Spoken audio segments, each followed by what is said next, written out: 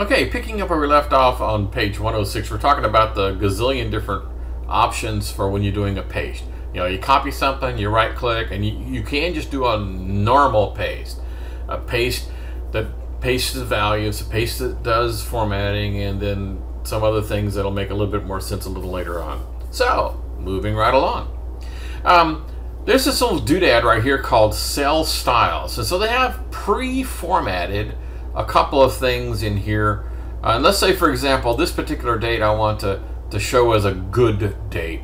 Well, if you pull this guy down, there's a thing for good. And like that one is one for bad. And so there's nothing really magical about this. They just went ahead and...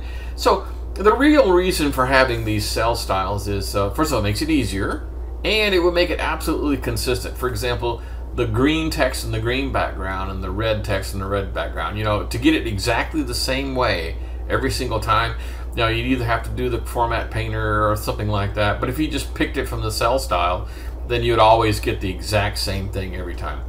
I don't see this used very often, but it is pretty doggone cool if you just want some simple formatting that you can, you know, replicate easily over and over and over without having to do any, you know, funky copy paste or painter kind of operation. So if it's on this list and you like it, woohoo, then you know, you're in good shape. You don't have to go do the things we just talked about. Okay, the next section they talk about is inserting a picture. So let me just find a blank spot. Actually, I'm going to scoot over a bit. Give me a big blank spot. Okay, I'm going to insert one of the student data files. So where would you think I'd do an insert? Like maybe the insert tab? Okay, and there's lots of things I can insert. I can insert a slicer or whatever the heck that is. But here's the picture one, which is the one that I want. So I do picture, and then I, you know, pick this from the student data files and do insert. Now let's talk about the resize handles, okay? Now if I was to grab this guy by this little square resize handle here, here, and here, I can resize this guy. I can. But it changes the aspect ratio. Okay, you know what I mean? It didn't maintain its length to width kind of combination. So I very rarely grab these guys because they either make you look, you know, the funhouse mirror kind of a thing. That's not exactly what I had in mind. Particularly if this was a photograph, you know, you wouldn't want to take some picture of somebody and stretch it this way and make them look fat. That would be pretty bad. So instead you grab it by the corner. If you grab it by the corner and do a resize, now it maintains that aspect ratio. Okay, to move it around, I just click somewhere in the middle.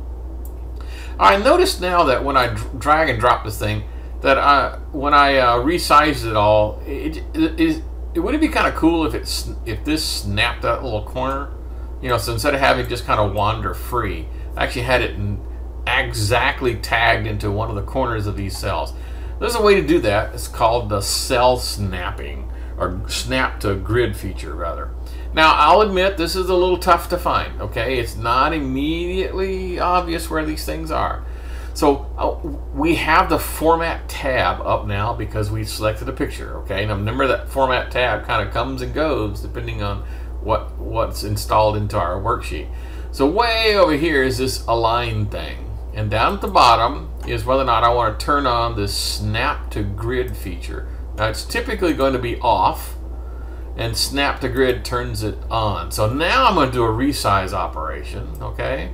And so here when I drag and drop, it's going to try to snap to the grid rather than to float around. Okay, so it lined up on that line between the Y and the Z. That's what grid snapping does. Okay. Next thing on page 109, they talk about formatting tables. Remember how we had this little guy here? I'm going to go back to where we had, you know, where we grabbed one of these guys and we did format cells, right? You know, we go in here and say, I'd like that to be good, okay? Well, that's individual cells. What if, for example, you wanted to format an entire table using this, okay? Well, there's a way you can do it. You can light up the entire thing, and then over here it says format as table. Now it's essentially the same thing, except slightly more options here. When I click down arrow, I get to view what it's going to look like. So this one means this is a table style, but there's no particular heading. And this one's a table style with a heading. So I'm going to click that one. And it says, man, is that what you want? I go, yeah, that's what I want. And that's kind of a boring one. Let's do something a little better. We can do better than that. Okay. So I'm gonna do. I want to go back to home, format as table. Let's pick some god awful thing. Okay, woohoo! So now I have this, strange, alternate row striping, and I don't particularly like the headings across the top at all. But hey, it's the same thing as self-formatting, and I'm gonna hit undo a couple times because that's gonna drive me nuts. Okay, good. Whew. Same thing as self-formatting, except you're just formatting an entire table at a time. Okay, and one of the things I always think is weird is that the tabs don't always go back to the way you were before. I don't know. I don't like that, but too bad. The next thing we're going to talk about is there's an entire format theme. Now, if you're in a corporate environment, they may issue you like a corporate theme. Like at the top of every page has to be the logo, and then you have to have a page number over here, and you have to have all this kind of weird stuff that's provided for you. Okay, so on the page layout tab, I'm gonna click on this guy. There's a thing in here where you can go in and go for particular themes. So I'm just gonna pick one of these themes, and I don't know. Let's just pick this one. And it changed the font, and it changed, the size, and all sorts of strange things. And this is pretty cool if you're in a corporate environment. In a home environment, I can't imagine. But yeah, it's not bad. And provided that somebody gave it to you up front, you're in good shape. So it's for formatting the entire. By the way, I didn't select a particular, spot. I just said theme, and it applied the theme everywhere. Okay. The next one. Finally, we get to some real good stuff. The good stuff is on functions. So starting on page 112, we actually start talking about honest to God real functions.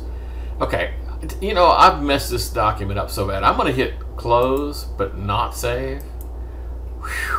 Because that was some really crazy things we did to this thing. So let's go down to Chapter 2. Hang on.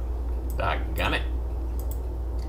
Chapter 2. And let me bring this thing up again. Oh, thank goodness. Okay, because that thing was ugly as hell. Alright. Now we're going to do formulas. So let's say, for example, I'm going to go to my grade book. Okay, in here is essentially the grade book for the course. I don't have people's names in here, and I made up some scores for this first assignment. So here's a bunch of scores. Now, if I wanted to know what the average score or the sum of these scores are, okay? I mean, I don't want to have to whip out a calculator and start typing stuff. So, excuse me. So that's what electronic spreadsheets are all about, is being able to do this stuff for you. So I'm going to go find me a spot here.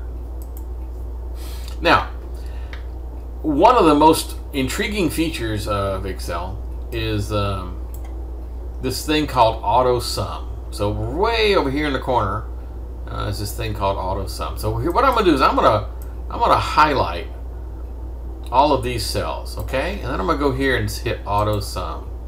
And what it did basically is it created a function for me. It found a blank spot and it created this thing called sum. So sum is a function and inside sum is a cell range. Now the cell range is kind of weird. It starts with, remember we talked about cell references? It starts with a cell reference and then like the beginning cell reference and the end cell reference. So for example, if I wanted this range from here to there, when I drag the mouse, watch what happens when I drag the mouse here. It basically shows me which ones I'm on. So this would be K4 through M4. So how would you write that? I mean, I would be tempted if it were me. I would be tempted to like write something like, you know, K4 to M4 like that. That's what I would be tempted to write. But that looks like the machine doesn't like the dash because that would be like subtraction. Okay.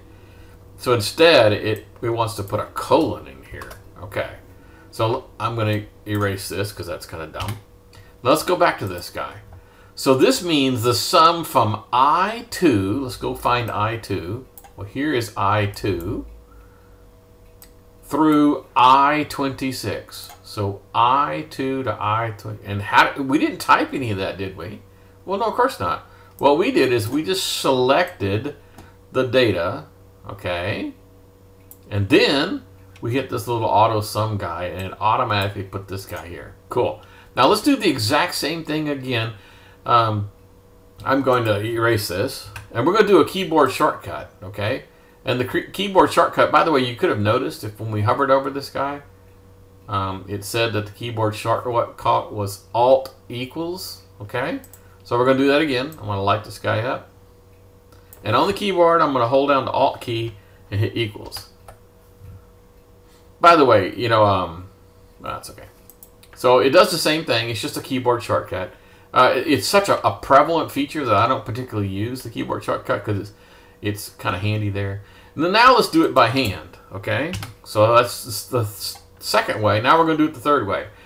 Every formula and every function starts with an equal sign, okay? So I typed the equal sign in the spot. Let's make it easier. I mean, stranger. I don't want it to be immediately afterwards. I want it to be down here someplace. Okay, so I'm going to hit equals. Okay. Now notice my formula bar is doing its thing. So I'm going to have to type the name of the formula or the name of the function. So the name of the function is sum. Now I don't have to use uppercase. You know, it'll work. But as soon as I start typing, the machine's going to start helping me. You know, like when I go to S, it's going to show me all the S's. When I go to SU, it's like, okay, you're getting pretty doggone close. So I could just pick sum off the list, but it's only one letter away, so come on, give me a break.